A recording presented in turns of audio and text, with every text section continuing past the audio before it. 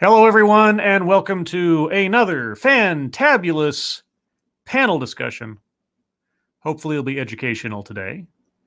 Today's subject is something that has come up in many videos I've done in the past, but which I've never gotten a whole lot of details on, except for the surface level kinds of things they mention in corporate promotions. And those are ERGs, or employee resource groups. I'll let the professionals here in a moment describe to us exactly what those are, and for the first time, really find out what the sort of the detailed corporate perspective on these things might be. Because this is new to me. This will be educational. I don't know how entertaining the panel will be, but hopefully I will try to add some entertainment to it. But before we get there, hello to everyone who has shown up this morning to join me on this fantastical journey of knowledge and revelation. The Useless Cook, hello. Mike R, hello. The Original Shroom, hello. K Scholl, hello. Lurking Gopher, hello. John Smith, hello.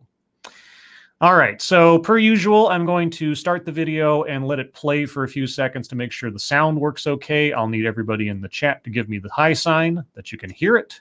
Make sure I got everything set up. So I was inspired to do this, like I say, because it's something that's come up in several videos in the past, and I was curious for more details. But also, without giving too much away, sometime in the future, I may have a special item on the channel regarding ERGs. I won't say anything more about that because I don't want to make sort of write checks I can't cash, but we'll see what happens. Also, Gear PG, hello. Renovatio, hello. Joe Pezendorfer, hello. All right, so guys, sound test. Tell me if you hear this.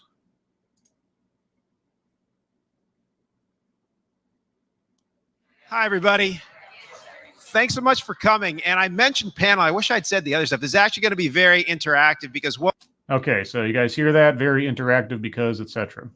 Give me the high sign that you hear it okay. I boosted the sound a little bit on my end to make sure that it was loud enough. The only thing I can do now is turn it down. So if it's too loud, let me know. Sounds good, says John Smith. Sounds good, says Mike R. All right, I'll take your word for it. Let us begin. What we'll be doing is we'll be having a quick panel discussion amongst all of us for about 20 minutes or so. But okay, so here the title: How to Create and Sustain Thriving Employee Resource Groups. And this is what I'm most curious about. How do these things actually get made? What are the decisions? And what is the mentality behind them? I'm always curious to find out. Then what we're going to do is we're actually going to survey you based on some of the key things that people run into with respect to employee resource groups, find out what your key areas of interest are, and then break you down into 4 small groups that we'll each be working with to talk about what your specific challenges are, okay? And then we'll have a report out at the end from all of us about what are maybe some key takeaways that would benefit everybody in the room. So again, just to give you a quick rundown on introductions. Okay, before we get to the introductions, I just want to give a level set as to my understanding of employee resource groups. Okay, these are often promoted as integral or an aspect to, let's say, of diversity and inclusion initiatives in companies, wherein they want to show how open and welcoming they are by creating employee resource groups, which, again, as I understand it, effectively become support groups / networking groups for employees centered around very specific attributes that the employees possess. So the kinds of things I've seen in the past are employee resource groups divvied up by race. So you have the Black employee resource group, the Asian employee resource group, the Latino employee resource group. And then some other things, employee resource group for parents of like young children, that kind of thing. Employee resource groups for veterans. So basically everybody's got their own little clique they can join, and there is a group for a specific demographic is meant to show that the company cares about your demographic. All right. Now, of course, by doing this, they are highlighting certain aspects and certain kinds of people while effectively saying anybody who does not possess one of these attributes or is not going through this particular experience doesn't need one or isn't deserving of one. So I've always been curious about the, first off, the utility of them, but also the morale component. And also if the idea of splitting your employees up for being worthy of extra support or extra resources isn't counteractive to the whole idea of diversity and inclusion. So I'm wondering if they'll bring up any of that today as they discuss it. But before I begin, a few more hellos. Deco D. Deco D. Decode. Hello. Mark. Hello. Rico 8181. Hello. Sean Uli. Hello. Keeverdam. Hello. Mac McManx. Hello. And we continue. I'm sure you heard it all before, but one of the things I've learned about being in corporate is you have to mention things about 20 times. I'm Danny Guillory. I'm head of global diversity and inclusion at Autodesk. Autodesk. I've heard the company name before. So yeah, and again, as far as I can tell, as far as I remember, each one of these individuals represents a relatively sizable corporation. That's why I locked onto this one in particular, because I like getting a diverse perspective from major corporations. We're not talking small time here. This is Maria Cuba, who is a diversity and inclusion lead at Airbnb. Airbnb. For experiences. I'm sorry? For experiences. For experiences specifically. Molly Q. By the way, Molly, what does the Q stand for specifically? What you got to tell me the story behind the Q. Oh, you put it in there, so you're inviting the question. Okay. So, do you have a mic? My government name is Q. It's a beautiful story, but my name is Queen Esther. Queen Esther. Your government name. I'm having visions of like sovereign citizen territory here. Thank you. And I was gonna say, if anyone goes like Queen Latifah, I'll punch you in the throat. Okay. It's old school testament. My family is from Arkansas, and I am the third Queen Esther in my family. Long story short, my mom's name is Mary, so her sisters named me Molly because, of course, we hated Queen Esther for the obvious reasons. And so officially, I have my government. I have nothing that says Molly, so I keep the Q because you can't imagine how many things I show up to. And people are like, yeah, no, you can't get in, or you can't get on this plane, or all kinds of things. So I keep the Q in there. Got it. Okay. Interesting anecdote, I suppose. Sean Uli says Autodesk makes AutoCAD. Okay. And I know that is used all over the place. All right. I was curious. I've been dying to know that for a while. So thank you very much. And then finally, we have Valerie Williams with Stripe, formerly of Airbnb. He didn't say, but if I remember reading the information on this, Molly Q there she works at Salesforce. Just because he didn't mention where she comes from, so maybe that'll come up later. But just in case it doesn't, that is what I understood. And Valerie, why don't we start out with you? For you, and you can either talk about Stripe or Airbnb, kind of toggle back and forth between the two. What do ERGs look like in the organizations that you've either worked with in the past or that you work with now? Yeah, absolutely. So at Airbnb, I can speak a little bit more to those organizations. As I mentioned in the introduction, there were 15 employee resource groups, right? And that's globally. And so about a third of our employees at Airbnb were either members or allies of those employee resource groups. So members or allies. So you're either in the group or you're just a conscientious supporter. You can imagine, 1,500 employees participating in these groups around the world. It's a really, really complicated network. And at Stripe, where I am now, the groups just got formalized in the last 6 months. There's about 8 groups, and they're very, very much in nascent phase, like very, very grassroots at this point. Okay. Oh, and by the way, I forgot to do one thing real quick to help us in terms of what we'll be able to share back with you. How many of you are people with organizations that have over 10,000 people? Okay.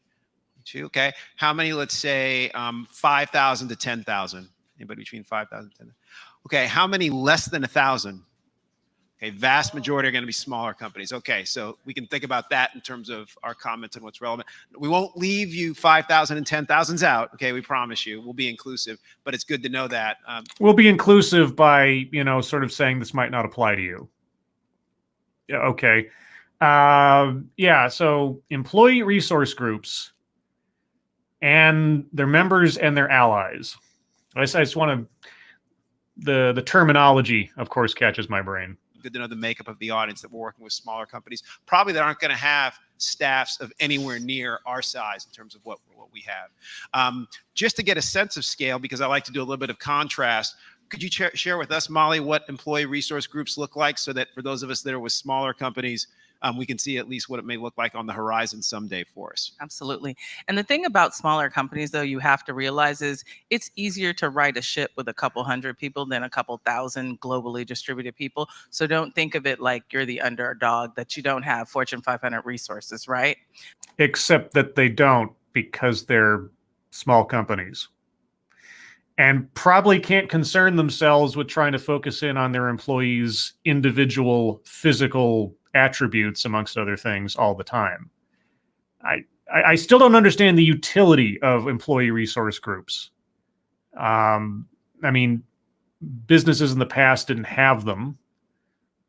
They sound like an expenditure that only big companies can really concern themselves with. But then I also wonder, what's the concern? You can probably get a message out more clear. So at Salesforce, we have, I'm gonna tell you, we call them Ohana groups, and Salesforce culture is based around Hawaii, meaning our CEO was swimming with dolphins when he got the idea for the company. So everything at Salesforce is aloha, okay? Okay. He was swimming with dolphins when he got the idea for Salesforce. Now, I know what Salesforce is. So prior to his swim with dolphins, there was no business client management software out there, kind of thing. Or maybe I don't understand the full utility of Salesforce. I don't use it myself, but I am aware of it. So Ohana groups, meaning the Hawaiian word for family, it's your chosen family. And the meaning means that I feel responsible for you.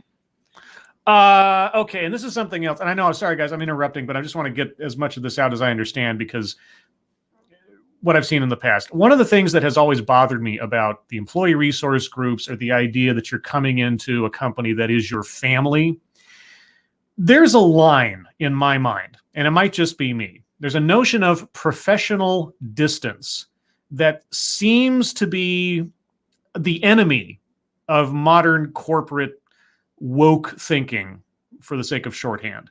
Professional distance, as I understand it, is essentially this. When I come to work, my regular life and my regular concerns and everything else are left at the door, and for the time that I'm at work, I'm focusing on my job. Now, that's sort of the high-minded ideal. Obviously, your real life does not completely leave you when you're at work, but for the sake of interacting with your coworkers, for the sake of focusing on your job, your other concerns, your other difficulties, struggles, distractions from real life have to be set aside for the priority of work. Now, the idea being engendered, it seems to me, with employee resource groups and other initiatives like this, where they want you to bring your quote-unquote whole self to work. And I'll be surprised if that phrase or something like it doesn't come up in this talk.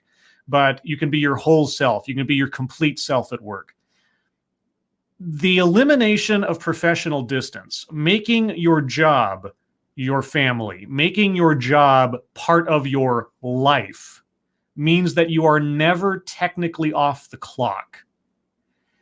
And again, it depends on the job, it depends on the career, etc. I understand, but in the big picture of things, I think that is unhealthy. And I also think it is mildly insidious for companies to promote or engender that kind of thinking. Because if you get entwined into your job the same way you would be with your family, the same way as the rest of your quote unquote real life, again, I think it's unhealthy for the individual, although it might be entirely beneficial for the company if their employees are always working, if you get me. Anyway. So we call our employee resource groups Ohana groups. We have 10 of them. And the biggest thing for us is that we financially support them through the Office of Equality. So previous to the Office of Equality, which Ohana groups were there before us. The Office of Equality sounds a bit 1984. It was who could tin cup and beg for the most money from executives, who was the most organized to get executives to pay attention to you. So we've leveled the playing field in terms of this is your static budget.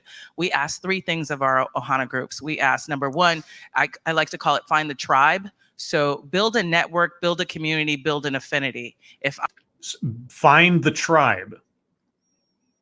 So your employee resource groups are little splinter factions within your company. I don't know. That's just my guess. I'm gay and I want to talk about how do you be out at work? How do you be authentically yourself? You should be able to find that network or resource within Outforce. Okay. Authentically yourself. That's another one. That's sort of like bringing your whole self to work. How do I be out at work? Why do you need to be? I've always wondered. It's like, okay, now maybe it's just me, but when I'm at work, I'm not generally talking about who I'm having sex with. I'm generally not sharing the details of my love life. I save for those coworkers of mine who I know their spouse, they brought their spouse to work or they brought their kids to work or something. For all I know, they are all asexual because that never comes up. So I'm not sure what that means or why that is relevant at the workplace. I'm also not sure how that doesn't invite problems, not in the sense of like discrimination, but just in the sense of discomfort. If someone is talking about their sexuality or who they're sleeping with, etc. at work, there's a lot of misunderstandings that can take place there, both valid and invalid. So I don't know. It's always been a curiosity for me.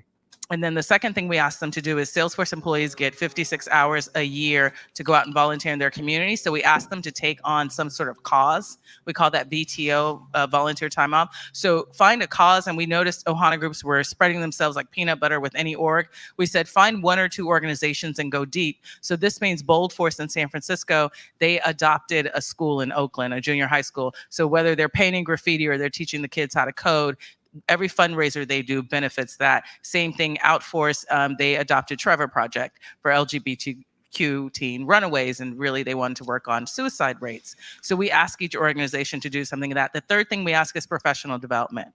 Do something to invest, build, grow your talent, whether that's mentoring programs, guest speakers, whatever kind of programming that means. So that's what we're asking our Ohana groups to do. Okay, I'm not going to ever, complain about people doing charity work or community service work at all. So that's a positive outlook.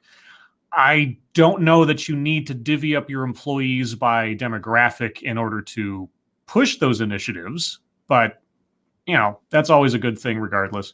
Professional development, again, that sounds like something that should be baseline common for a company, even without having to divvy up your employees by the sake of demographics.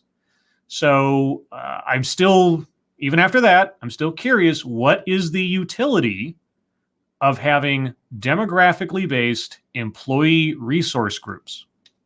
One quick question I have, and then I'll have a quick extension on that, is how do you make a distinction between what constitutes an employee resource group and a club? I hear people who say, well, maybe I want to do one for religious groups based on religious grounds. Maybe I want to do one for people who want to play chess. What's the distinction and how you determine? That's a real. That is, I think she's about to say, that is a really good question. How granular are you going to go with this employee resource group thing? So you've got it whittled down to college clubs. I mean, could I? If I was an employee at Salesforce, could I start a BDSM ERG? I wonder how well that would go. Difficult conversation for us, actually, because a difficult conversation. It's a good question, but it's a difficult conversation. Why is that? Because if someone brings up something as potentially controversial as religion, you might be hedging into, I don't know, discriminating within the workplace on the basis of sex or race or religion.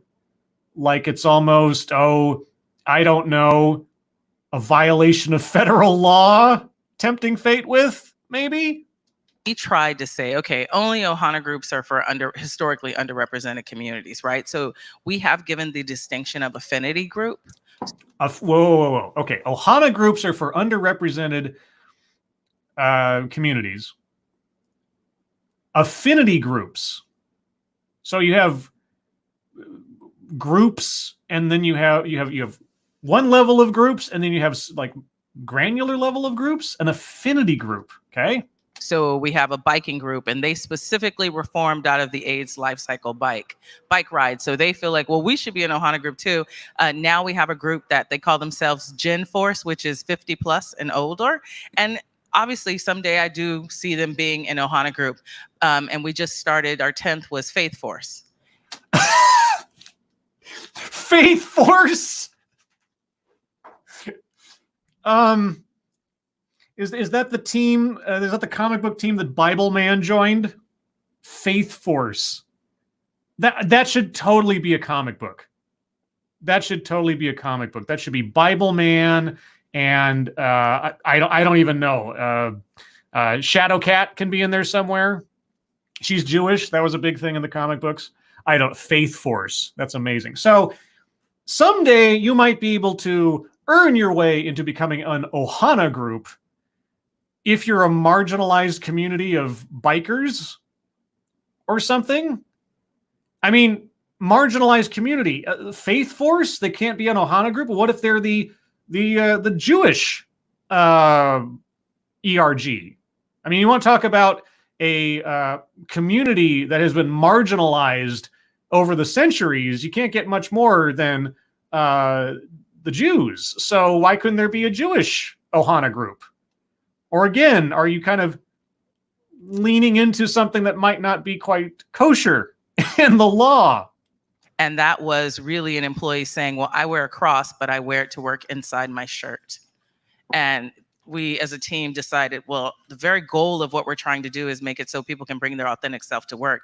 Whoa. But what if my authentic self is keeping my faith understated? I mean, does authentic self have to be what I wear on my sleeve? Literally?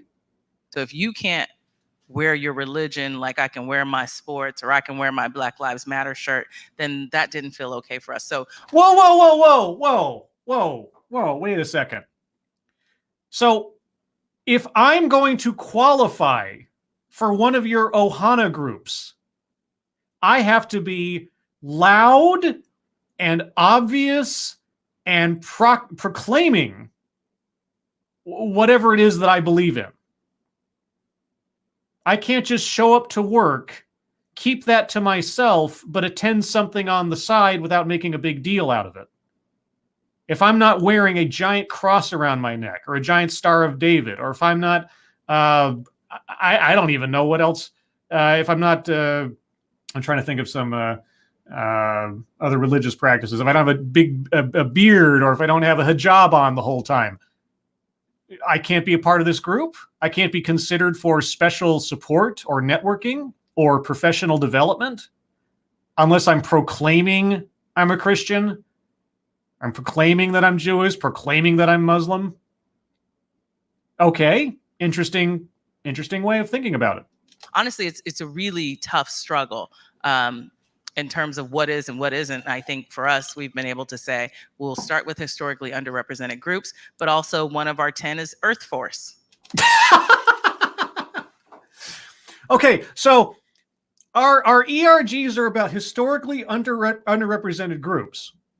Oh, but we do have Earth Force.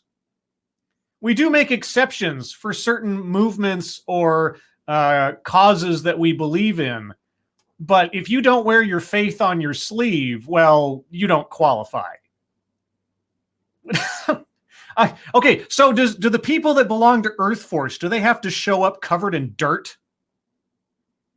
Do they have to have a T-shirt on that says Earth Day is every day or something? I mean, what is the marker of someone who deserves to have their own support group / networking group at Salesforce? I'm dying to know what the threshold is, because you keep moving the goalposts, and it's very interesting how you're moving them. And we said, okay, Earth Force matters, right? I didn't mean it like that, like Black Lives Matter, but Well, of course you didn't. No, not at all. But of course, Earth Force means more to you than Faith Force. So you do have a priority system. you know what I mean. But yeah. Okay. And by the way, one distinction that I'll make with the groups that we have at Autodesk, what we did instead of having the three things which you have, we actually almost included basically those three things and made it that a menu that different groups would choose from instead, because we found that for some of the groups, frankly, we just didn't have the critical mass in some cases. So to get them to be able to combine together to do all three things like that would be a pretty tall ask for some of them. And we also found that some of them were really focused on specific things. So for example, our African American and Latinos group and Latino groups really focus on external community work. That's what gets them energized. Our women's organization has really focused on professional development. That's where they've really spent their time in terms of developing a mentoring program. Our veterans organization is actually focusing on using some of our products to take and training to take veterans from leaving the military to the workforce with our customers. So okay, so I want to point something else out. Classically, of all the ERGs I've seen in or had presented to me in different corporate videos, the one consistent group that I've seen come up is veterans ERG. Now, there may be other examples, maybe they'll bring up something else, but 9 times out of 10 of all the ERGs that a company supports, the veterans group is the only one where admission is dependent on actual merit. To be in the veterans group, by definition, you have to have done something to belong there. You have to have actually had an experience, made a choice, put some effort in to belong to that group. Whereas the African American group and the Latino group and the women's group and the LGBTQ group, all of these things are just sort of, just attributes you possess without having done anything. It's just now you qualify. Oh, unless you wear your cross on the outside of your shirt. Then maybe you can have your Faith Force group. So it's kind of varied based on what their interest has been, just to share a little bit of a different experience. Maria, one of the things I'd like to get a sense from you on is, what do you find are some of maybe one or two of the major challenges that you've had in terms of either creating or maintaining or sustaining employee resource groups at Airbnb? Thank you. So, like I said before, I've been in Airbnb for 7 years, and that gives me a perspective of like when we didn't have ERGs, when we got our first ERG, and up to now where we are even having sub ERGs, which is like we'll have a main ERG, for example, Pride Ad, and now we have one that's Trans Ad that lives right, like integrated to Pride Ad. ERGs, sub ERGs. I mean, managing all of the ERGs sounds like a business within the business. It sounds like a great expenditure to try to make everybody feel special. At a certain point, doesn't having all of these very granular, specific ERGs start to become like participation badges? I mean, just a little bit. You showed up to work and you have something about you. Here's your own group to feel like you belong, while you don't belong to all these other groups. Isn't this counterproductive to the notion of diversity and especially inclusion? Or am I missing something? I would say that the biggest challenge, honestly, comes when you're trying to grow ERGs. It's in finding the right place for them to be at the table and for them to be involved and part of the narrative. Part of the narrative? Okay. can be very challenging because there is a balance that you need to run between who the ERG is serving. Is it serving its members, or is it serving the company? And the truth. Well, one would hope that the amount of money being invested in organizing and maintaining these things, that there is a company benefit. I can't understand why else you would line item this stuff and pay for it unless there is some return on investment. Otherwise, you're just throwing money into a pit and it's going into a hole and disappearing forever. Now, I can imagine some companies doing that, but that's also why I wanted to listen to this. I wanted to find out, what exactly do these things do? What is the utility of ERGs?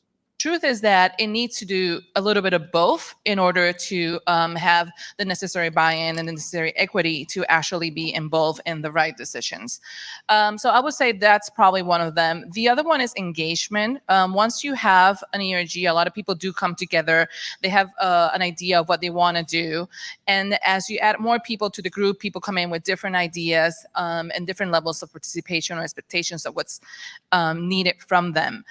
It's really easy to say, I want to be part of a group that represents me. It's a different thing to say, I want to do the work to make sure that that group, it's representing the way that it needs to. Oh, so it's like ERGs are almost like accessories. I can say that I'm here. So do you then have to have organizations within the ERGs of a hierarchy where everybody has a job and someone is, I don't know, divvying up the labor effort to do what the ERG is supposed to do to justify your membership in the ERG? I can only imagine, like, I forget who it was, but somebody mentioned 15 ERGs. 15 of these things. And the same problems are going to come up. You're going to have just,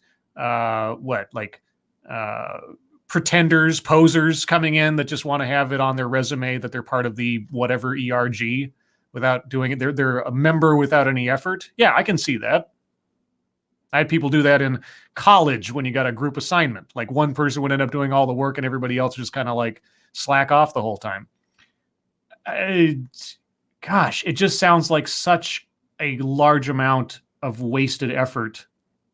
But what do I know? So that would be another thing. And maybe the third thing comes around, how do you assert your role as an ERG member, as an ERG lead, and how do you balance that with your core role?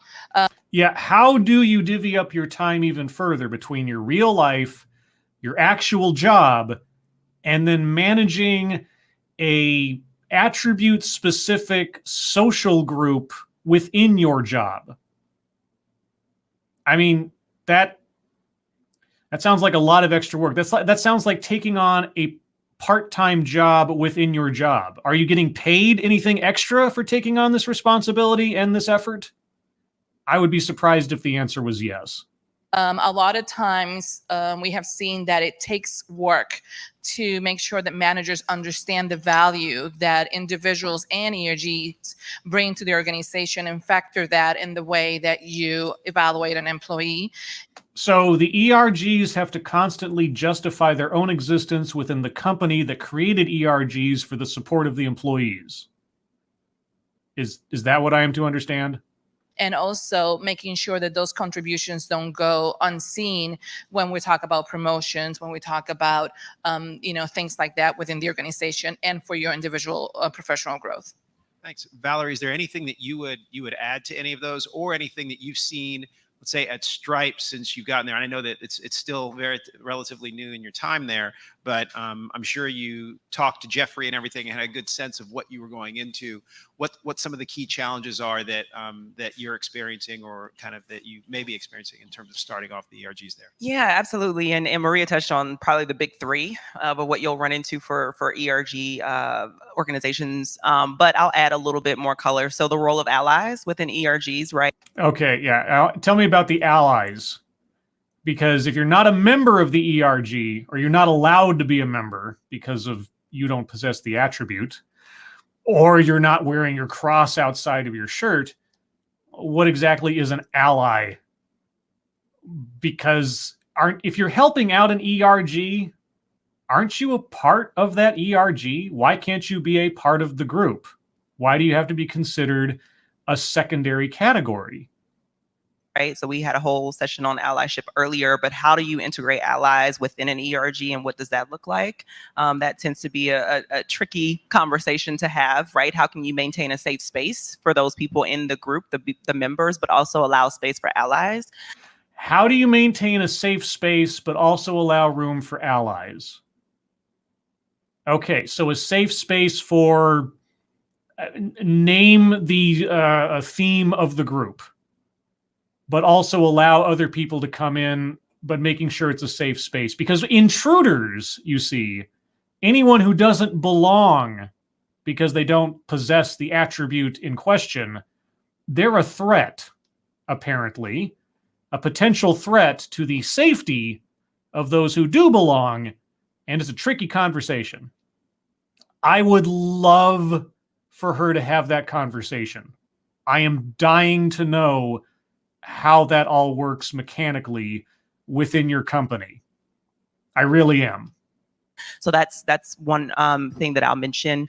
The second thing is around resourcing, right? And so I think as you are starting to formalize, really setting a structure in place for equity in the beginning for ERGs, because as you grow and as more groups grow, you want to make sure you have fairness for those ERGs. And so really setting expectations around resourcing and around really the responsibility that the leaders will have within the organization. I'm really curious what kind of resources the company provides these groups. I mean, what are we talking about resources? How much money is invested in these things? The Salesforce representative was talking about how each group has a flat budget. Okay, so you give them money. Is that it? I mean, you give them money in order to do outside community work and things like that. Okay, so if these are just community service subgroups within your company, is that it? And how does that benefit? I mean, I suppose that benefits the company on a PR level, on a giving back to the community level. Okay, fine. But why does that need to be divvied up by race or gender or orientation or Earth Force? And I'll give a little bit more color too, just to give you some background. Before joining Autodesk, I actually worked in consulting in diversity and inclusion for many, many years, a firm that my father actually started back in the mid 1980s. So he was at the very kind of cutting edge of diversity when it wasn't a discussion. Ooh, you're a former diversity and inclusion consultant? I love hearing from those guys. I'm always curious to know how they advise companies on how to hire for diversity.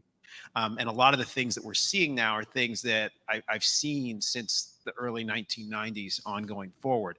One of the things I will say about the employee resource, I think that piece you brought up in terms of participation in employee resource groups is really a tough one, particularly the people who take on leadership roles. One of the things that we've encouraged our leaders to do is, first of all, to make it a true discussion. I can't necessarily assume that, yes, I'm going to take on this role, and yes, it's going to take 12 hours a week, and that's going to be okay. I need to actually have a proactive discussion with my manager about it to see how it's going to fit in, and be prepared for feedback potentially that it may interfere with your project. What are we going to do about that? How do we actually address that? Yeah. How do you take on a part-time job within your job that has nothing to do with your job?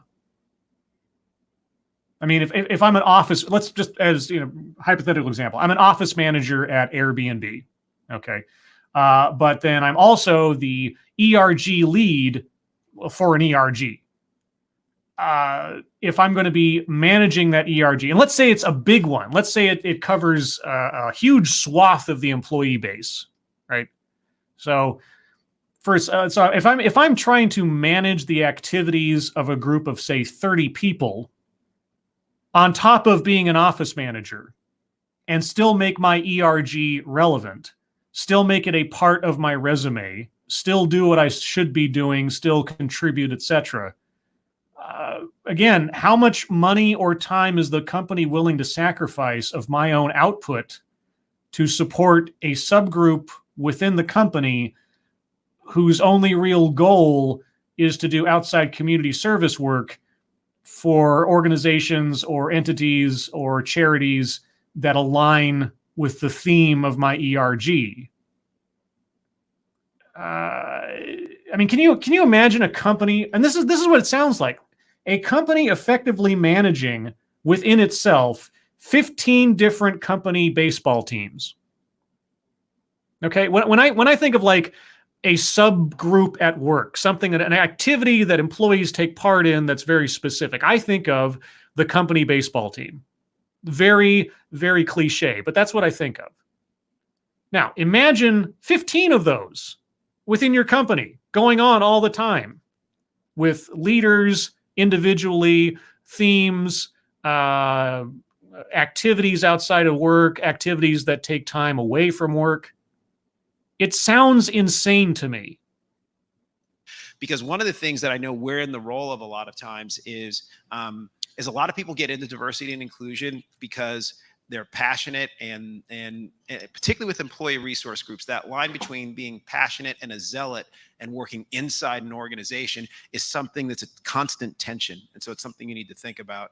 Yeah, the line between passionate and zealot. Where is that line? I'm curious when it comes to gender or race or orientation and promoting aspects of people that are irrelevant to who they are and only say something about what they are. I'm really curious to know where that line is. One practical thing that we've done, by the way, on the time piece that I wanted to mention is that we already had a volunteer policy where people could volunteer 48 hours per year for things related to the community and sustainability and things like that. And so we just added and rolled in our employee resource groups into that policy. Why have employee resource groups? I mean, if the greatest benefit that these different groups seem to provide is outside community service work, why not just do that? Every employee gets a paid 48-hour stipend over the course of the year to do outside community service work. And they're encouraged to do so. Or maybe there's even some kind of bonus for doing so, or it'll look good on your resume, whatever. Why not just do that? You know? And then if you want to put up like, here's some organizations you can volunteer to help, and here's a sign-up sheet. And then people who are interested in that can go and help out that organization as a team. Not divvied up by their race or their gender or their orientation, just divvied up by their interest, divvied up by their willingness to help. Why couldn't you do that? Why do you need to segregate people? So 48 hours isn't necessarily enough for everything, but if you have some kind of existing volunteer policy, a lot of times you can use that to work the employee resource group participation into that. Something else you want to add? Yeah. Yeah, I would like to say that it's important to have your receipts. And what I mean by that is that when you form an ERG, you need to be able to sustain why the ERG is important. You need to continually justify the existence of your ERG to the company. Right. I mean, unless it is for a, historically marginalized group. And what is it that you're contributing? And you collect all those receipts and you make sure that you pack them, because when you're going to negotiate things like time or resources, you need to show those. And the more you do that, the more effective you're going to be, and the more you're going to be able to empower the company to actually recognize you and the work that you're doing and the work that your ERG is doing. Or you could just give every employee a stipend paid community service time. I having to justify the existence of a subgroup within the company that I'm running or I'm a part of constantly to prove to the company that I'm beneficial in some way. Okay, sure. Yeah. I like this. We're getting to the point where they're grabbing the mic. Say something.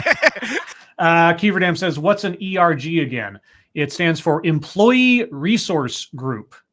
That term is the most common one. There are variants company to company sometimes, but the general concept is an employee resource group. And these are groups within the company divvied up by, like I say, very specific attributes. Give me that microphone. I have something to say. Molly, that actually leads into something that I was going to ask is, do you have maybe one or two best practices that you've seen that have been really effective in terms of either forming employee resource groups or sustaining them? So one good thing about this is the employee resource groups kind of predate the Office of Equality, which is great. So the only new one we've actually brought on was Faith Force. And then Oh, you did bring on Faith Force, but only so long as you wear your cross outside your shirt. Right. Our Asian population groups kind of splintered, and there's Asia Pac Force and Southeast Asia Force, which I understand she works for a company called Salesforce. And so the theme is you come up with, fill in the blank force. But every time she does that, I just imagine a comic book cover for that superhero team. which we help kind of make that happen. But really, we provide guardrails just to keep them like no running with scissors. But other than that, we really just kind of empower the community to really be out there. But one of the things in terms of training was we found a lot of folks saying, hey, Ohana group work affects my day job, and my manager is going, what are you doing? So one of the things is we did was when we rolled out training around, we have unconscious bias training and different manager training. We rolled out a training about Ohana groups so that managers could understand what is this and why is my employee spending time on this? Okay, if you have to explain, okay, if the utility of an employee resource group is not obvious to the managers, if the benefit to the company of an employee resource group is not obvious, if you have to have a class to train people on why it's worthwhile or what it's doing, this sounds very, very, very much like a waste of time and money and an extra layer of not only bureaucracy, but complication to how does a manager, if somebody comes up to you and says, hey, I can't work tomorrow, I've got an employee resource group thing I have to do. What is that manager going to do? Are they going to say, no, you can't do that?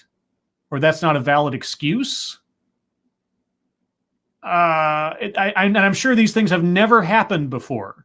Can you imagine having to saddle a manager with the not just someone's real life time constraints, which, by the way, should be your responsibility as an employee to schedule around your work hours, but then on top of that, to have to keep track of maybe 3 or 4 or 5 or 6 different factions within your team that have obligations that are company sponsored that they can claim legitimately are vital to their role at the company that have nothing to do with their work.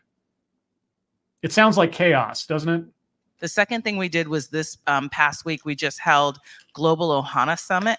So that was where we had the Ohana group leaders. So president, vice president, most of them happened to be in HQ, but some weren't. We flew them into San Francisco and we did one full day of development and education. And we made it a point to, let's talk about things that matter to an Ohana group, like here's how we need you to manage your budget, but also we invested in them just as Salesforce employees and lawyers. So how do we get them financial training, or how do we get whatever kind of training they need? We trained them on one of our technologies we use to send newsletters, right? Okay, so you spend company money to train people on how to run effectively nonprofit organizations within your organization that are completely detached from their actual employment. Salesforce must have money to burn. So they could really be doing best practice. So a lot of that was investing in them. And the other thing is, don't forget about data, because data and metrics, I mean, as I like to say, we're still selling enterprise software, and my job of equality, I say, is sprinkles, right? So one of the things we do is we have a yearly business planning. Did she say spring goals or sprinkles? I don't know. Which I'm sure most companies have. What's your business plan for the year? Ours is called a V2 MOM, and that's 2 V's, like vision, values, methods, obstacles, measures. So what the Office of Equality rolled out was we rolled out company-wide. We said, leaders, here is how you add an equality metric to your V2 Mom. But then we said, employees that are leaders, if you run an employee resource group, number one, make sure your manager knows and signs off, and let them put employee resource group in your V2 Mom. I am completely baffled by all of that. I mean, she's using abbreviations and lingo that I don't quite grok, but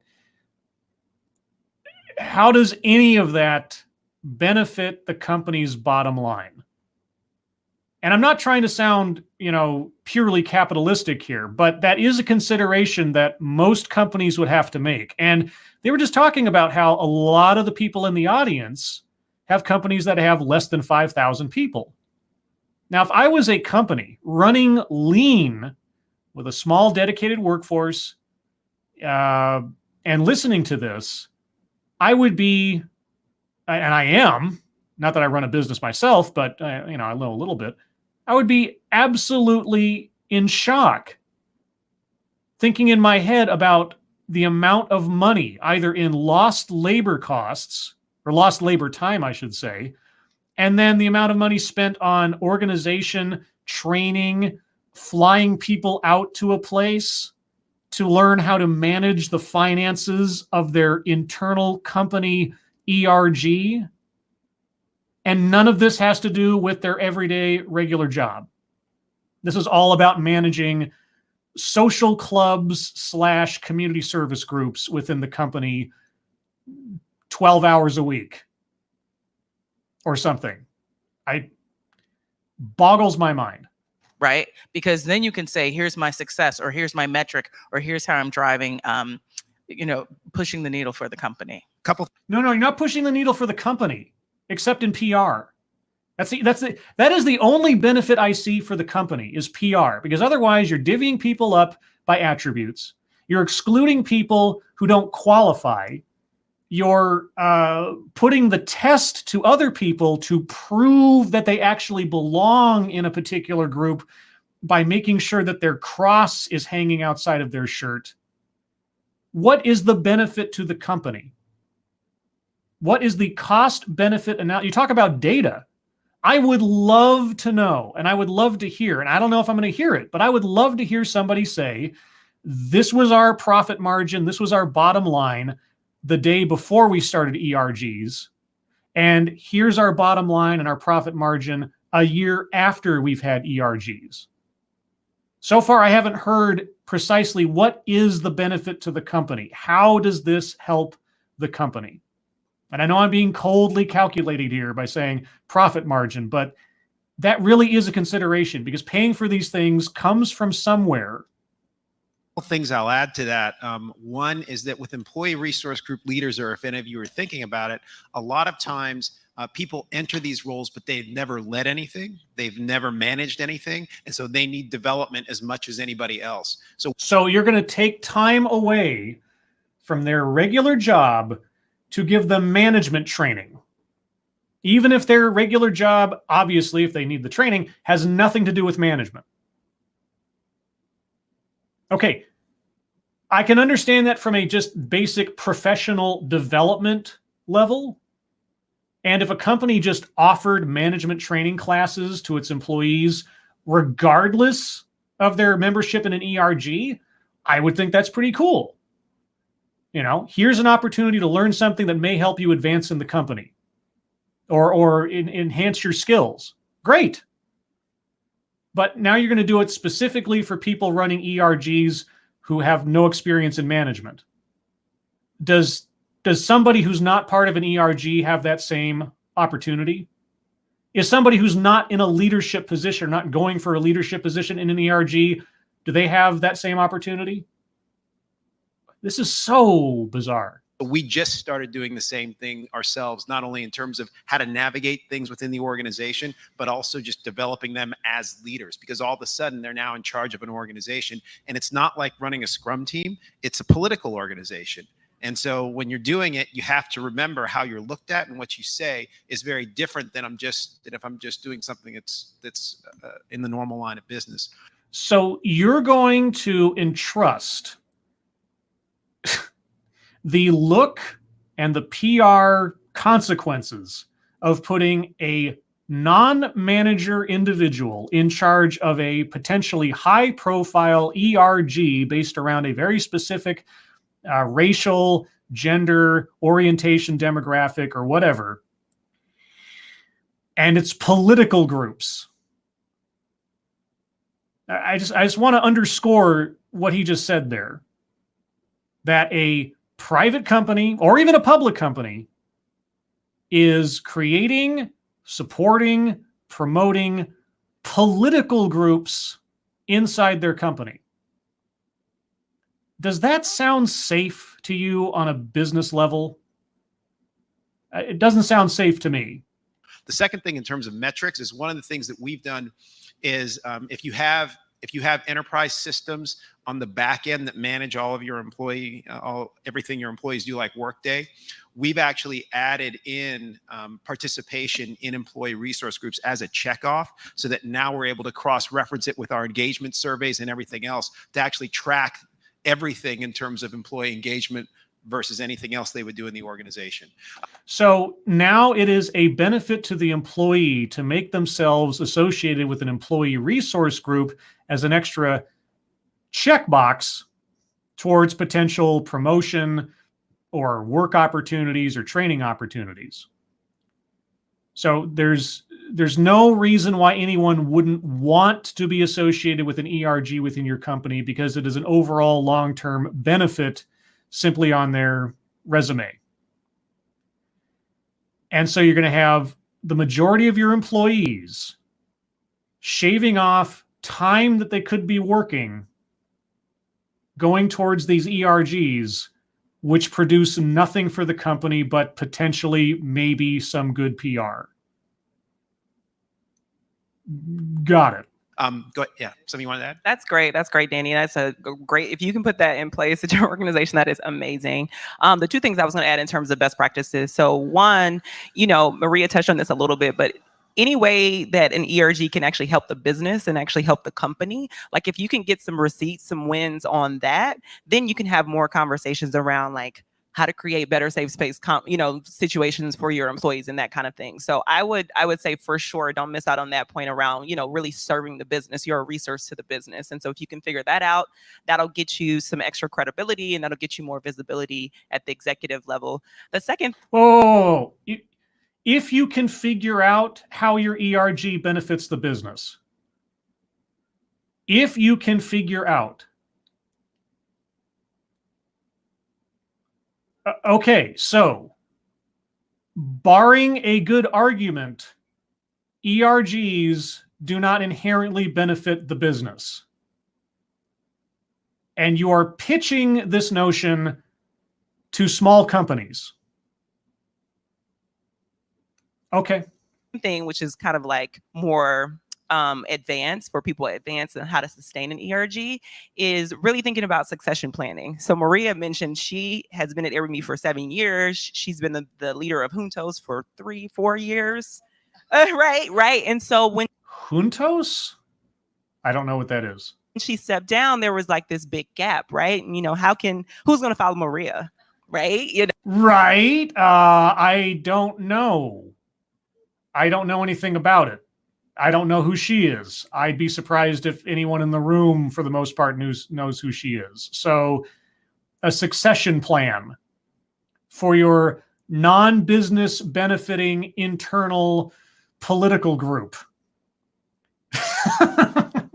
No. And so really thinking about that early as you're forming groups and really thinking about like, you still have your day job, right? So how can you create a team or a succession plan to make sure that the momentum doesn't stop? Yeah, no, we'll go ahead and take one. Yeah, you're one of the few who'll get one. So a couple questions. So I work at a smaller digital marketing company in Orange County, and again, we're 75 people. So I did this thing recently where I'm a people officer, so head HR. Okay, on the off chance you can't hear what she's saying, she says she's working for a Southern California company with 75 people. I will try to supplement what you can't hear necessarily. as we proceed. We did kind of like a big roundabout. We talked about ban the box, time's up, Me Too movement. Thank you.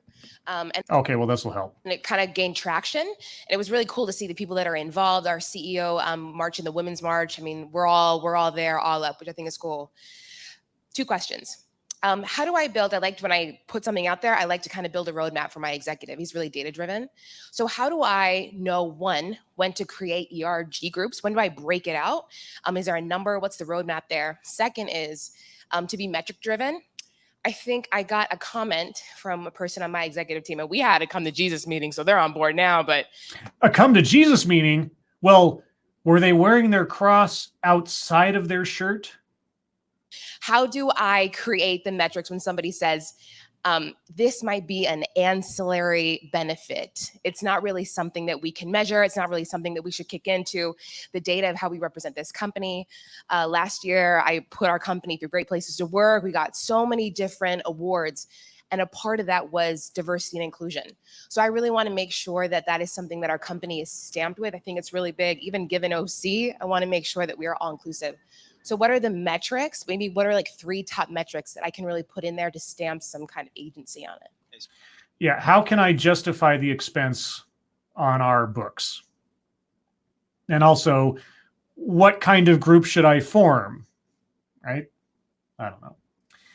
Devil Fruit Zero says, Scribelight, hey, monkey ended. Well, then maybe some more people will show up. You know, because monkey's more entertaining than I am sometimes. Whenever he like lets Sinatra on, at least, you know, because Sinatra's only 99% of the time on the list of invites. Hello, Chicago Mike. Hello, Fairly Rebecca. Fairly Becca. Grillin' Pirate Pete. Maniac Man 2030. Stargazer Nuts. Hi, guys. If you're just joining us, you're at about the halfway point of the video, and I'm about an hour in. Hopefully we'll move through this relatively quickly because we've got question and answer time. So, but it's been interesting so far. I've learned a lot. Hopefully you are too. And hello, Texas Red.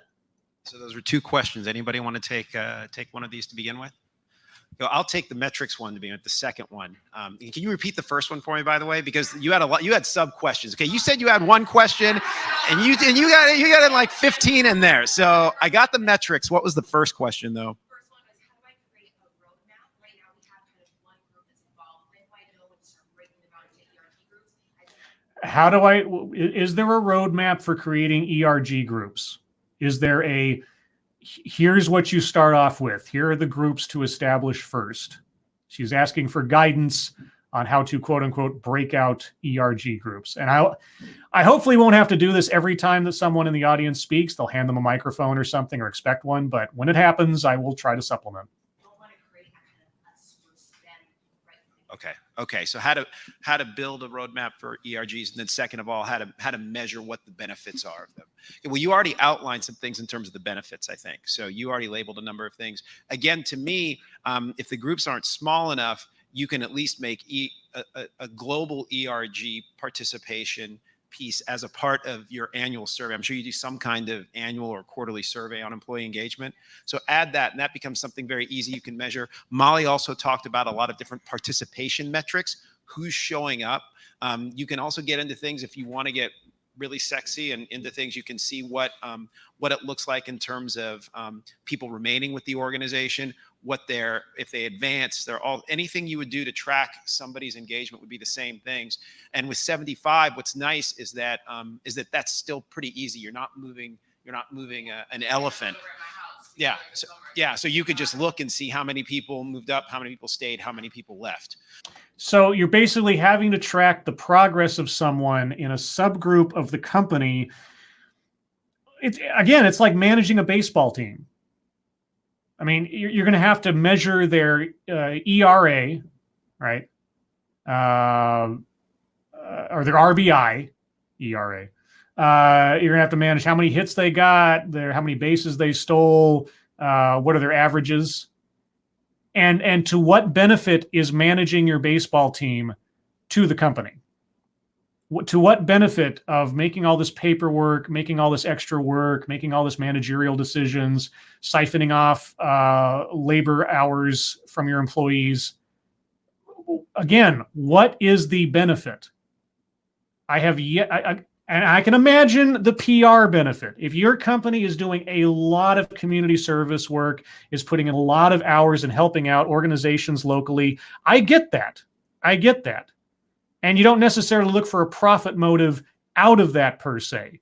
But we're not just talking about people volunteering a few hours a week or over the course of the year to the local community center. We're talking about internal management of very segregated groups with its own hierarchies, with their own budgets, with their own goals that may be in grand variance from one another based on the theme of that group.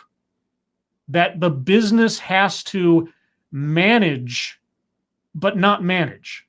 They have to provide the space and the resources for, but then the managers of the groups have to report to their managers and the company as a whole as to why that group is there and justify its existence. Because I just want to point out, and I know I'm being repetitive, but I just want to point out everything that they're talking about here in this panel discussion, the question the lady just asked, all of that has nothing to do with the core business hosting the ERG. Nothing. It is all extra labor taken on voluntarily by the employees and an extra burden taken on by the company with no benefit towards the core business. Unless your core business is community outreach, I guess. Things that other people would add on either one of those questions, either the roadmap or the metrics? So on the roadmap, I think there's two ways you can see it. ERGs are either going to start because there is a need within the employees to find a place where they belong, right? At Airbnb, our diversity is diversity and belonging. So I would say that's a metric. Yeah, a belonging, a support group, a social club within the company based around your skin color, your gender, your orientation. But ideally, what you want is ERGs to be created as a response to the things that the company already cares about and it's actually actionable about and around. So our first ERG group at Airbnb was Pride Ad. And it started really early on, and you can walk at Airbnb, you can see the story of Airbnb and very clearly see that we are very engaged with the LGBTQA community, that we really care about. We are, active participants. We support the parade, everything that we have a commitment, a community commitment of acceptance in our company. And why can't you just have that be part of your identity within the company itself segregating people into a support group that is only for that demographic? Why do you need to then take the secondary step of divvying up your workforce into an extracurricular community service organization? Why? So it was very easy for that group not to just be formed because of the need that they had to belong within the space, but also as a response to what the company already said that mattered and was important. And because we have such a big commitment to belonging and to acceptance, I think that we have been almost a response to the roadmap of the business itself. In absence of that, I would say that the key is to recognize the needs and extrapolate information from all the data surveys and all the things that you're doing in terms of how employees feel within the space. How employees feel, the needs. Okay, so if it's a needs-based model, and I'm trying not to be too smart ass here, but I can't help myself given the circumstances. Are you then saying if you make a ERG, whatever the demographic is for that ERG, that demographic is inherently in need? They are inherently in need of extra support. They are inherently in need of additional resources or networking or opportunities, not based on who the person is, but simply on the basis of what the person is. Now, the one exception, again, the one common exception I'll bring up is a veterans ERG. If you're a veteran, the things you have done, the things you've been involved in, your actual merit on the basis of your own efforts and participation in something beyond the company, of your own choice and volition, everything else. And there are special circumstances that veterans encounter that other people don't necessarily have happen to them. That is an exception that makes sense to me to a certain extent. But if you're a woman, or if you're gay, or if you're black, or if you're Asian, or if you're Hispanic, and you start out with these things, what are you saying about that demographic and their inherent need for special support? Do they feel like they belong? Do they feel that they have an open line of communication? And once you recognize where are the places where we can do better, you're going to see that ERGs are a great space to actually start making some of those changes, providing those spaces. So one is reactionary and the other one is just it's like more proactive. An extension of that question I'd like to ask you, Molly, and then what we're going to do in just a second is break you all into some groups. So we'll be able to get into details on things that you're interested in. Yeah, breaking people into groups is kind of the whole point here, isn't it? Dividing people up after a fashion for the sake of inclusion. An extension of that question, though, Molly, is when we think about forming the groups, and it goes back to your comment in the earlier panel that you did, the earlier discussion that you had, is what's that? There has to be an organic element where there's going to be enough of an interest and enough of a group to sustain it. For some reason, he was searching for words there. I was almost expecting him to say enough of a population. Not an interest, a population. Because if you don't have enough people of a particular type to justify an ERG, what do you do? So how do you strike that balance between actively going out and trying to put one together versus waiting for it to come organically? How do you strike that balance? And I think going back to my example of Faith Force, when the woman said, I'm wearing my cross on the inside of my shirt, at the same time, we had a Muslim woman in Chicago who partnered with an evangelical Christian in Sydney. And they were all three having the conversation. Well, the Sydney and the Chicago were having the conversation, and the Christian woman in San Francisco wasn't in it. So bringing them together, right? And bringing them together. And then we had to, meaning the Office of Equality, we had to work with our legal organization. We had to go talk to folks like Facebook and Google and Apple that already had existing faith-based organizations. But going back to that question. Whoa. Wait a second. I'm just getting some mixed signals here. So before, the lady who was the Christian who wanted to wear her cross under her shirt, she wasn't big on being very out in public or very flashy about her faith. She alone couldn't justify creating an ERG, but then you got two other people involved who are out about it, and now they can have an ERG, I guess. And then you had to go to your legal department. I hope she expands on that, because, yeah, we are treading very, very, very close to religious discrimination here. I mean, if you set up a whole bunch of groups within your company based on specific demographics, and then you deny that same opportunity to someone because of how they choose to practice their faith, you are walking into some very murky waters legally there. And I am just dying to know how they maneuver around this issue, given it is inherently about aspects that are irrelevant to a person's ability to do their job. Question where I so crassly earlier said, where are the lesbians at? I think the point is actually to build that. Where the lesbians at? Okay. Safe and inclusive environment. Because if you've got 75 people, you probably don't have large numbers of groups. So people need to feel like it's okay. And I didn't just put a scarlet letter on myself. So maybe like celebrating Pride together as a company, right? We did something where my boss, Tony Profit, went out to our India office, right? And we Right.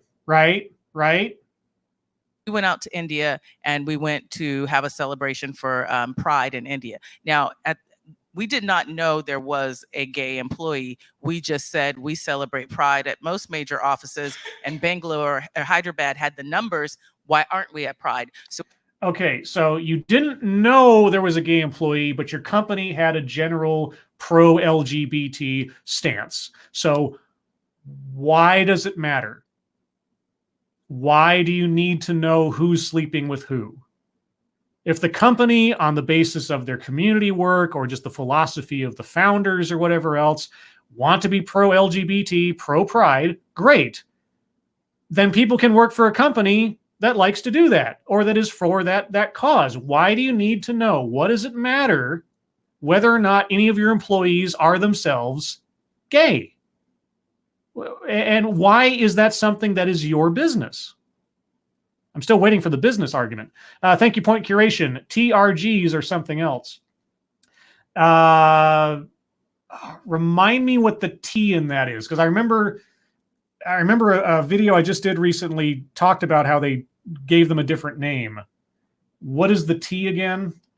So we went out there and we did a whole day of activities, and we had businesses and companies come with us. And then we stood up, we had a meeting like this, and we're talking about Pride, and we're getting ready to go out in March. And someone stood up and came out right there in the office. In a country where it could be illegal for that person to admit that, right?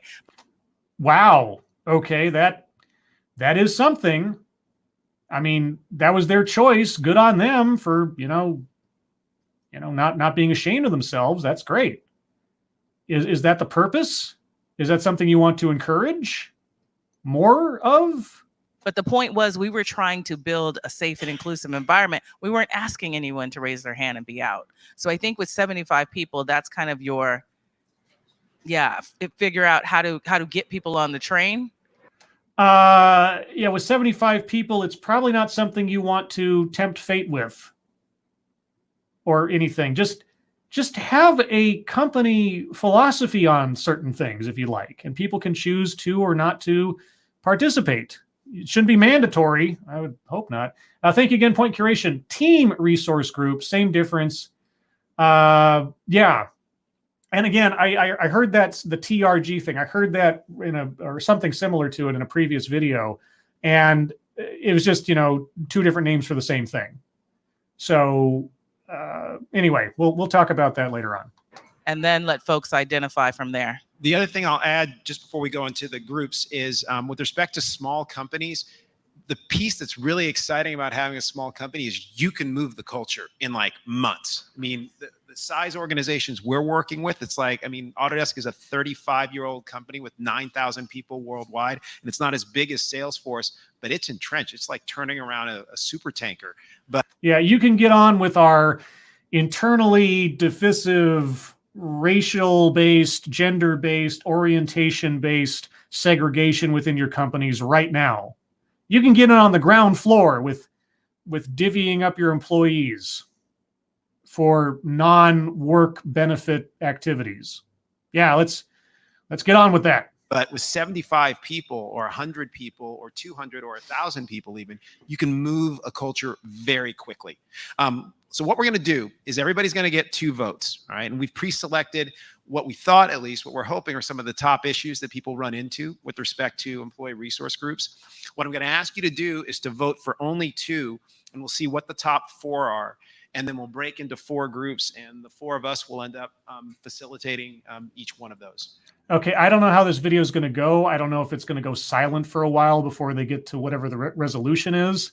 So if this suddenly breaks out into quiet chatter time, I might just stop commentating in the next few minutes, but we'll see how it goes. Okay, and we have different structures based on the size of the groups. And if based on the votes, the numbers end up being different, that's fine. This is the pace. This is the place where the rest of the group was really comfortable with just kind of winging it. I'm like somebody who needs order. So I get really scared at moments like this where it's not all planned out and I'm not controlling it. So I'm a control freak. I have control issues. Just bear with me. Okay, just bear with me. Okay, let's see here. I'm sorry, there'll be 6 statements that I'll share with you. And I'll read them out first. And then you can, so I'll read them out first. Don't vote yet so you hear them all. And then I'll ask you to vote on 2. Oh boy, lists. I love lists. They make for good commentary breaks. I've used that same phrase in several videos. I'm really trying to make it catch on, because I'm always looking for my next catchphrase. One is facilitating focus in employee resource groups. Okay. The second is how to start an employee resource group. Okay. The third is gaining engagement in employee resource groups. The fourth is walking the tightrope of serving the business or serving the membership. That is the one that I'm most curious about. If they get to that in any detail, I hope that's one they get to. Okay. The fifth one is engaging allies in ERGs. We've already heard some discussion on that, but if you want to go deeper on that, this will be an opportunity for that. Remember, allies are people who are not a part of the group because they don't qualify to be in the group because they lack a particular aspect that would commend them to the group. But they can help out. They just can't say they're a member. And then the sixth one is getting executive support for employee resource groups. Okay, everybody got those? Okay, so everybody got two in mind, ideally? Okay. Except you're talking to the business leaders, presumably. I thought this was... Maybe I'm missing something. I thought these are all executives to begin with, or the people coming to this conference were mucky mucks in their own organizations. Okay, so let's see. You have to help me keep track of. We'll see where the critical mass is. We don't have to count it specifically, but we'll at least have a sense. Number one, facilitating focus in employee resource groups. Sorry. Okay, we can have a discussion at lunch. Okay, we'll have this. That one guy in the back. Discussion at lunch. Okay. I hope the business case one, the business advantage, is the one that gets the most hands raised. How to start an employee resource group. Okay, we knew we were going to have that one. Okay, critical mass for that. And for those of you who end up having two that get selected, you'll have to kind of balance it out. Okay. Number three, gaining engagement in employee resource groups. Okay. 3, maybe, we'll see. Okay. We may end up doing smaller to larger groups if there ends up being and just dividing amongst topics if we need to. What, dividing people even further into small groups based on, okay, sorry, I'll stop. Number 4, walking the tightrope of serving the business or serving the members. Okay. Yes. Good amount there. Okay. Number 5, engaging allies, employee resource groups. Okay. Good. Okay. So I think we have those 3. And then number 6, getting executive support for employees. Okay, so we do have 4. Okay, we've got 4. Okay, so you'll kind of have to self-select and let you all select. So who would want to take how to start an ERG out of us? You'll do that one. Okay, wonderful, Valerie. Thank you. Okay, we also had gaining engagement. I think, did we have gaining engagement? I think we did. No. Okay, that's right. So walking the tightrope, right? Walking the tightrope between serving the business or serving the members. You're doing it? Okay. I don't know where this is going, guys. This might wrap up here pretty quick. Let's see here. We also had getting executive support. You want to cover that one? Executive support. And then the fourth one, allyship. How many had allies? That's right. We had allyship. That's right. Okay. Can I swap with you, or can I swap with you? Okay, because you did such a good job. What do you have? So allies? Allyship. Okay, perfect. Or have you done enough of allies today? No, I want to be. No. Okay, wonderful. So what we're going to do is, let's say, why don't, Valerie, you take your group into this area? Okay. I really hope they cut to later after all of it to wrap it up and to have some kind of summation, because I am honestly curious to know specifically about the business case part of it, and how they describe the whole allyship thing. But we'll give it another couple of minutes to see where this goes. If it trails off into non-stage work, I'll wrap it up. Okay. Molly, maybe towards the camera. Okay. Maria, maybe this area back here. And I'll take this area up here. Okay. Executive support. Okay. Okay, let's go. Let's move. And then what we'll do, by the way, is we'll do a recap of everything towards the end with about 5 minutes left. Yeah, I'll keep us honest with time. Yep, super. All right, so for some... Okay, thank goodness. I was like, I don't want to have to sit here while they have their groups and just the camera looking at empty seats. Okay, so we've wiped to later on. Now maybe we'll get some answers. Some of us, I know we had speakers from the group that are going to share maybe 1 or 2 things that we think would be great for everybody. But I don't know what each group did, so we'll see. Let's see. Why don't we start out with you, Maria? Do you have your 1 or 2 speakers that you wanted? We have our person who knows. Okay. Who's going to be sharing. Okay. I'm sure your name isn't person who took notes. What? Well, you know, their name doesn't matter as long as they were a part of the group and qualified. I mean, who really cares about an individual when they possess a specific attribute? Oh, yeah. Why don't you just tell your name, say your name and your organization, and then share one or two things that you think the whole group could benefit from. Okay, I'm LA. Hi. LA? LA? Okay. I am organization less right now. I just left. So if you're looking to grow your people ops team, I'd love to chat. I'm a volunteer here today. We're going to do some live synthesis of quick notes on the fly here. So wait, you're a volunteer today and you just happen to be the speaker for the... Sorry, I'm just trying to understand what's going on. So we started with employee. It's really great to understand the employee reasons for being in an ERG. And we talked about things like belonging and representation, a voice to leadership. And then from the business side, being able to show impact around things like opening your candidate pool, focus grouping for policy and comms changes, and educating and bringing in others. So we all had a pretty good sense of that. And some takeaways ended up being... Okay, so focus grouping for policy. Okay, so if you have, let's say, all the employees of a specific demographic talking to each other about how their specific demographic is being handled in the company, I don't know. Are there policies that are racist and or sexist or something? I don't know. That sounds like it's a bit of a stretch. Like, I mean, if the company wanted to do a focus group, you talk to the employees. If you split everybody up by specific demographics, you're only getting a very maybe narrow and, dare I say, biased perspective on what's going on.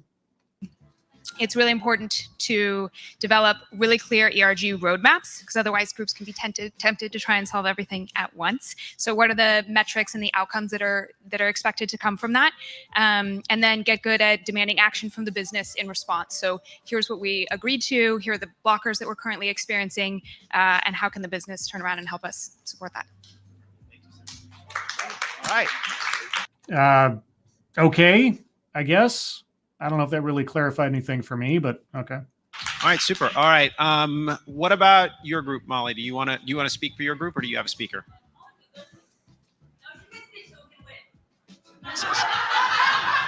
So what should I do here? I'm not. There you go. All right. I may have told my team there's a winning portion. Sorry. I was like, y'all want to win, don't you? So really quickly, we had like 5 things. We talked about boundaries, so knowing when to invite your allies and when it's appropriate to have a closed door. And when it's appropriate to invite your allies or have a closed door. When to exclude people because they don't qualify, because they're the wrong gender, they're the wrong color, they sleep with the wrong people, and yeah. And the example that my brother Alan talked about was pride. It becomes such a burden to plan pride for all these ancillary people that just show up for the parade versus those that do the job. One of the things we talked about at Salesforce, we have executive sponsors for our ERGs. That means someone that reports directly to our CEO. So wait, so you have a manager within the ERG, and then you have an executive sponsor of the ERG that then reports to management.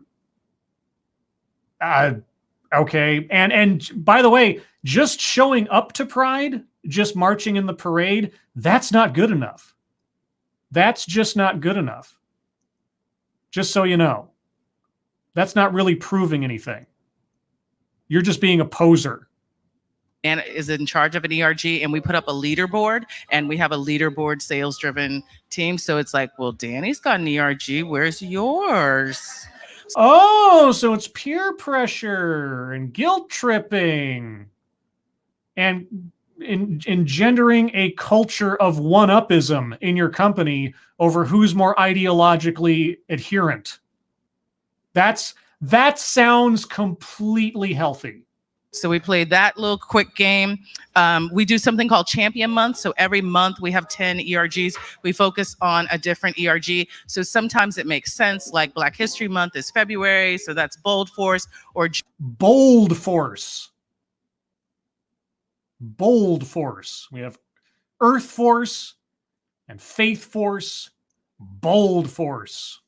June is Pride for the Stonewall riots. And then we take July and we celebrate allies. And we very purposely host events where the allies are either the white leader of Bold Force or the cisgender white male exec sponsor. What? The white leader of Bold Force? What? The other thing we talked about was layering. I was talking about at Salesforce. We try to take vehicles that are already things Salesforce does and add equality to it. So meaning I have a events-driven organization. So we say, okay, how do we bring equality to an event? Is that an all-gender bathroom? Are there pronoun buttons? Do we make sure folks on stage are diverse? So I was asking the groups, like, don't go invent something over here that your company's like, what's that and how do you do that? If you have a beer bash Fridays at 4, how do you make your beer bash more inclusive? How do you have a panel of women? I guess by discriminating on the basis of race, gender, orientation. I guess picking people or discarding people on factors that have nothing to do with who they are, but simply on what they look like or how they behave in their private life. I guess that's how you make events more diverse, is by being very, very, very sensitive to things that in a business might not be the kinds of things you want to discriminate for or against for legal reasons. And the last thing we talked about was I was giving them advice that someone gave me because I'm very, very admittedly, I really fuck up people's pronouns. It's really tough for me. Such language at a professional event. Also pronouns. Pronouns. And so someone on my team told me we're all transitioning. So just like I'm transitioning and I'm no longer dad with 3 kids, I'm now they, them, they. And they said, I want to respect that you're transitioning with me. And that was like the biggest lift of burdens. And thank you for the empathy that I'd ever seen. Right. So one person in a team or a group decides that they want to be called a particular thing when they're not around, for the most part. Therefore, everybody must change in order to accommodate one person's personal preferences. Got it. Wonderful. Valerie? Awesome. So we talked about starting an ERG. Like if it's not in existence, how do you start, or how do you think about like growing nascent ERGs? So we talked about first with Molly's point of like, maybe you won't, you may not need to build a structure for ERG. So you start with the question of, is it time?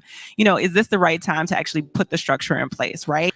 Is it the right time to start divvying up your employees for special support or a presumption of special needs on the basis of demographic attributes? Okay. And so if the answer is no, then we talked a little bit about building an inclusive culture within your organization, how to do that through training, through bringing speakers in, through having different activities. An inclusive culture using subgroups to split people up. Also allies who, they might be able to show up if the door is open, but otherwise we need to create a safe space for people because they might be so sensitive about having strangers in there. Well, I don't mean strangers so much as people that don't look like them might make them uncomfortable. Yeah. But if the answer is yes, then we went into more discussion on actually the tactical things to get those started. So first, starting with what is a critical mass for building an ERG? I gave the advice of 5, at least 5 people starting out to have active membership within an ERG. So do I have 5 women in my company? Do I have 5 Black people? Do I have 5 Asian people? Have we hit the quota prerequisite to be able to give special support that we assume people will need because they are whatever they are? 5. 5's the magic number. Okay, so if I've got 5 women but only 1 gay person, and I know that about my employee for whatever reason, that gay person doesn't get any support because they're not a woman, let's say. Okay. Then we talked about building a charter, setting expectations for the ERG leaders, as well as the company, as well as the manager of those ERG leaders, to say these are the expectations of what it will take to actually make this ERG successful. How do you measure success? That's the one part of this I haven't quite heard yet. How do you measure success? What are these ERGs producing? How are they benefiting the company? Because it sounds like they are taking work hours away from your employees, setting up endless extra hierarchies and procedures and policies based around some demographic aspect. You're managing multiple baseball teams within your company during company hours. I am waiting to hear how you measure success. So once you build the charter, we talked about then finding a sponsor. Talked about building a sponsor, an executive sponsor, how to find that person, who to go to, who to have the conversation with. Is it okay to have a sponsor that doesn't fit in with that group?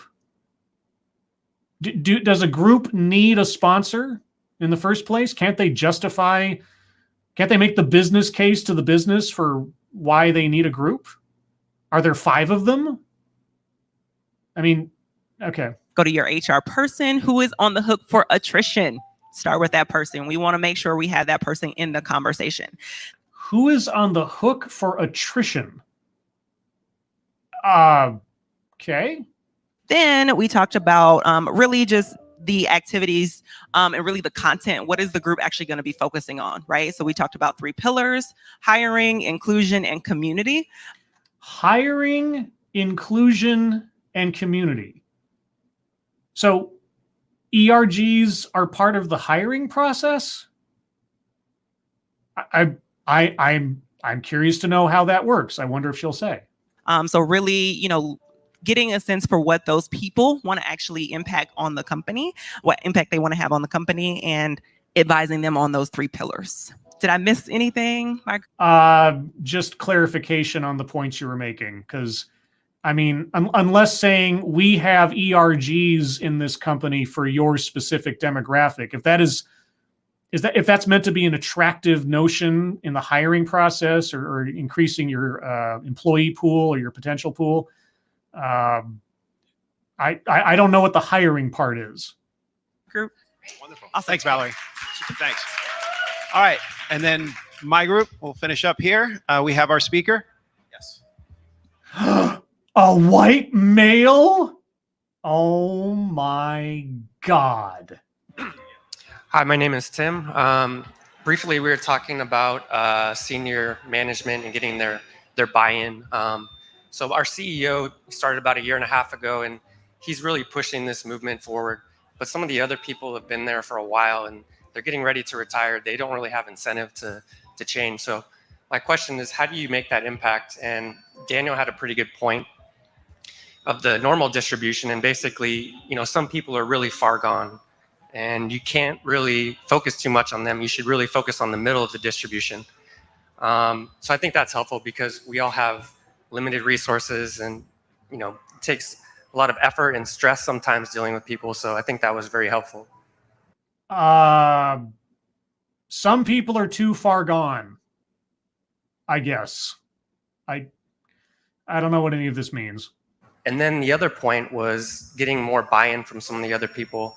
Someone mentioned that you should bring them into the conversation, have them selecting potentially like next captain for the resource group, someone who normally wouldn't be involved, and just give them a seat at the table. So that's 2 points I had. Okay, I guess. No problem. Thank you. Yeah, we also talked about a couple of other things in terms of really defining what the purpose of an ERG group is versus, let's say, talking to a human resource business partner about an issue versus talking to your manager about an issue, because a lot of times we tend to mix those up. Yeah, that was something else that I thought about. It's like, do you risk having a filter for human resource issues by cloistering your various demographics together and then citing them as support groups effectively within the company? I mean, wouldn't that tend to at times hinder the ability of human resources to respond to issues, or maybe even make a kind of adversarial process between an ERG and human resources? Maybe. And so starting to make those lines clear to people is important. Maria wanted to say something, then I'll have one comment to close us out. So there's something that I always like to say about the power of participation. When we went to school, we learned that 1 per 1 is 1, right? It doesn't grow, it doesn't equal anything. But it's a lie when it comes to the influence that one person can have. Okay. Well, in a company, does that one person have any authority? Are they in a management position? Anyway. So we're talking today about ERGs, and we're talking about how to get together and do things, but never underestimate the power that you have as an individual to change a conversation at your workplace. The individual is irrelevant.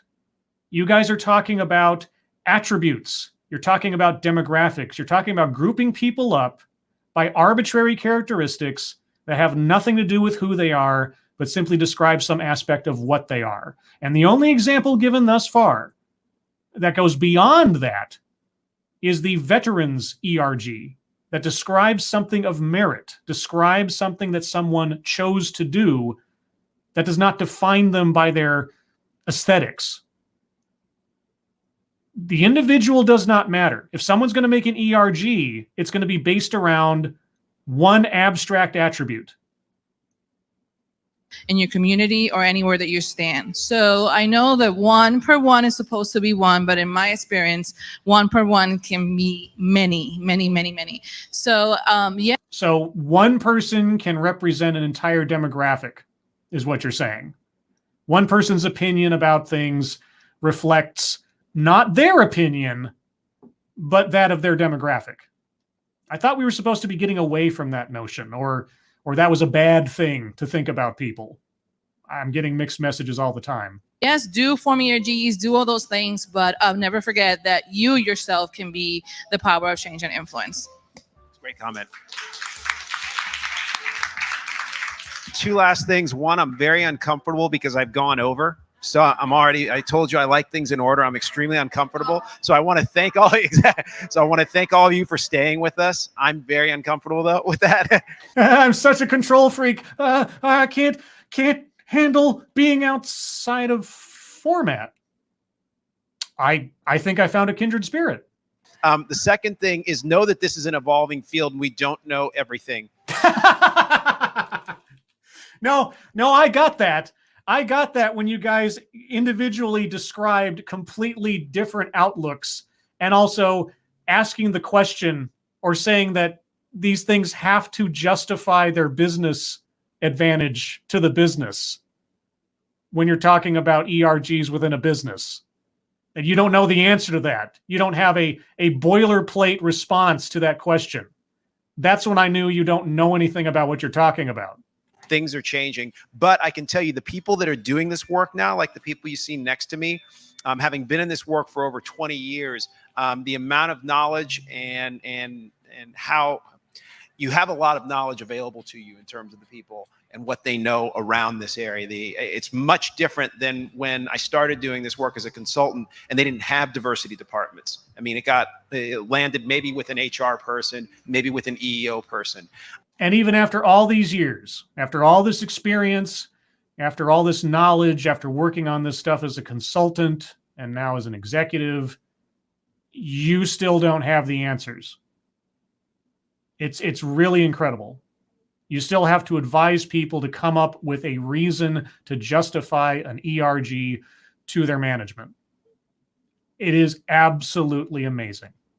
So there's a lot more that's out there and a lot more available to you to do these types of things if you want it. Thanks so much for your time today, and thank you to the panel. Okay, guys. Well,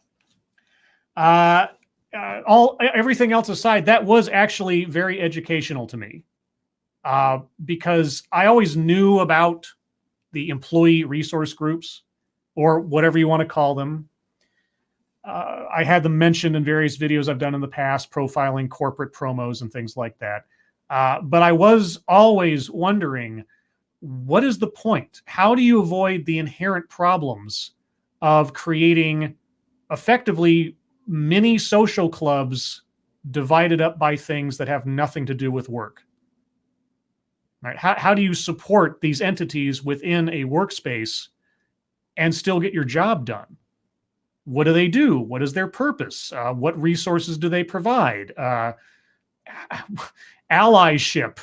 Like maybe we need a safe space because we don't want anybody in here who doesn't belong to the group. Yeah, that increases inclusion in a company, does it? That's part of diversity and inclusion, by creating safe spaces for specific demographics that people who don't belong to those demographics may be allowed to join or may be allowed to support while not being an actual part of the group. It's amazing. All right, I'll take a few minutes. If you guys have anything you'd like to say, I'll do some hellos and all that good stuff, and then we'll wrap this up. People I haven't said hello to previously. Sar Jim, hello. Havoc Vladimirovich Stalinov, hello. TA, hello. No One, Nowhere, hello. Attila Pazur, hello. Midnight in Exile, hello. So yeah, if you guys have any questions, comments, anything else you'd like to add before I wrap this up, I'm gonna give about, well, we'll see. I'll give about 5 minutes. See if anybody has anything they'd like to say. If we go longer than that, I won't go any further than the 2-hour mark. Attila says, this is smoke and mirrors, subterfuge, useful idiots will play along for money. I don't know who's making money out of this. That's really the one thing. I mean, aside from someone whose only job is to manage ERGs, everybody on that stage had an actual job for the company, but they also had experience with these things or are members of these things. So I don't know who's making a profit off of this, except for maybe the consultants that come in to advise. That'd be about it. So I'm not sure who's making a profit, especially not the companies actually initiating these things. Let's see. Kyler says, so ERG are enforced social clubs within a company. God forfend that people form friendships and groups on their own. I don't know if they're enforced. I don't know if you're required to, but I'll tell you what, the things they were describing in there, that there was a tangible benefit towards your ascension in the company if you can say you're part of or working with an ERG. I mean, there's a profit motive there for the employee to keep their job, to be considered for advancement opportunities. So while it might not be mandatory that they join an ERG, it is all but saying that you would want to join an ERG, and not to do so is actually a deficit to your time here at the company. Anal in Scribelight, how do these people live or work? They don't seem to do either. I don't know. I mean, I don't know how they balance a real life outside of a work life. Because like I said earlier on in the presentation, one of the things that ERGs seem to promote is this notion of, quote unquote, bringing your whole self to work, or quote unquote, bringing your authentic self to work. And my interpretation of that idea, as I've watched these videos, as I've listened to these corporate promotional segments, as I've listened to the executives, is that ideally they want there to be no distinction between your personal life and your working life. That these two things are entwined and flow together. That you are never technically not working for the company. There's no division. Professional distance is a thing of the past. And as I said, that can be a very insidious advantage to a company if they have a workforce that is always doing something to benefit the company. If they feel like the company is their family, if they feel like the company is their support group.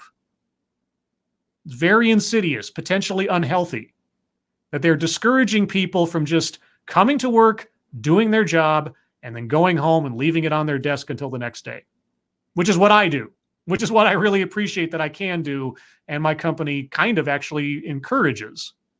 So anyway. Maniac Man 2030, they're unions, but not based on occupation. I guess it depends. I mean, it sounds like each one of these groups can basically do their own thing, have their own hierarchy, have their own priorities, so long as they, I guess, make the case to the company as to why they should exist. This honestly reminds me of my going and starting the BDSM club in college. I had to go before the audience of the Associated Students Board, and I had to explain to them what the club was going to be about in as tame terms as I could manage, and justify to them to give me the tiny little budget we got and access to facilities for the sake of having our club meetings. But there was no business case to make. It was just sort of does this group seem unique enough, or will it do something or serve a particular population? And, there you go. But the college didn't get anything out of it. It was just for the students. So, but then the college, well, I mean, it's a for-profit college, I guess, but they were doing this as just sort of morale thing for student life and culture. But at the college, I'm there to go to class and to learn. The onus is on me to produce for myself. College isn't losing out if I don't do what I said I would do. But at a job, if I'm taking time out from doing my core job to manage an ERG, which itself has no tangible benefit back to the company's bottom line, I don't know. Texas Red says, Scribelight, sounds like professionalism is a dirty word. It sounds like professionalism is being redefined. Like, professionalism is now a whole life philosophy where work and life are conjoined. I don't know how else to do it. Sarah Jim says BDSM club. Jim, you're not aware? I was president of the BDSM club in college. Absolutely true. No one, nowhere. Doublespeak. Sarah Jim says diversity equals big profits. Does it? I keep hearing that, but especially in the instance of ERGs, I'm curious to know what the profit incentive is to have them. How has a company's fortunes improved once they've instituted 15 ERGs or whatever? Sarah Jim says, Scribe, good heavens. Well, I mean, I don't know. Good heavens. Depends. I won't get into it here. If you're curious about any of that, of my college stuff or that aspect of things, check out my secondary channel, Non-Author Dark. Non-author is all one word. Dark is a second word. Look it up on YouTube. I've got a whole series of videos there describing things. Annalyn, ERG sounds like some kind of communist thought control. It sounds like people trying to, again, the road to hell is paved with good intentions. You're trying to promote a notion that your company is inclusive, is encouraging diversity, is trying to be welcoming, trying to show people that we care about things. We care about you beyond simply what you're doing at the job, creating a community, etc. I don't think you create a healthy company community by divvying people up on aspects that have nothing to do with who they are.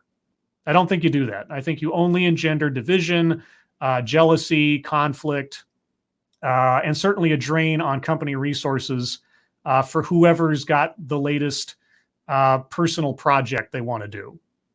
And if you think power dynamics are bad in corporate culture to begin with, when you have very set hierarchies of executive down to manager, down to employee, etc., imagine having free-form mini organizations within your organization that are basically jockeying for position of prominence against all the other ERGs. I can't even imagine. It just sounds like a recipe for disaster from my perspective. But anyway, guys, thank you guys for coming out today. Thank you for joining me on this wonderful educational journey. I hope you got something out of it. I know I did. If you have any other questions or comments or thoughts, please put them in the comments section, appropriate place for them. If you like this kind of thing, let me know in the comments as well. If you think other people might like this kind of thing, please be sure to share it. YouTube is a lousy provider of, well, press coverage, let's call it. If you like what I do, if you like what any other content creator on YouTube does, be sure to share their stuff. Share it on Twitter, Facebook, etc. That really is the better algorithm for getting out there the creators' efforts than anything YouTube's doing for us. So again, guys, thank you for coming out. Hope you have a good rest of your Sunday. For those of you that have Monday off because of the President's Day holiday, have a good day off. For those of you that don't, I hope you have a good day at work or whatever else is going on.